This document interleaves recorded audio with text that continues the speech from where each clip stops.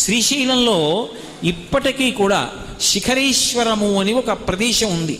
అక్కడ కొండ పైకి ఎక్కుతారు, మెట్ల దారి ఉంటుంది. ఆ పైకి ఎక్కి అక్కడ చరనంది ఉంటుంది, నంది తిప్పుతారు.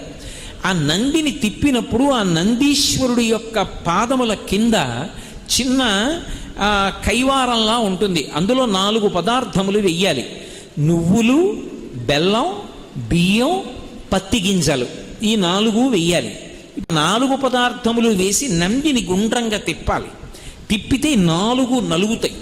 ఈ 4 నలిగిన తరువాత శ్రీశైల శిఖరం వేపగా నందిని ఉంచుతారు. ఉంచి ఇందాక నేను చెప్పినట్టుగా చేతివేళ్ళుంచి ఆయన పృష్ఠభాగాన్ని పట్టుకుని శ్రీశైల శిఖరం వంక చూస్తారు. అలా ఎవరు చూశారో శ్రీశైల శిఖరం దృష్టా పునర్జన్మ న విద్యతే, వారికి ఇక పునర్జన్మ లేదు.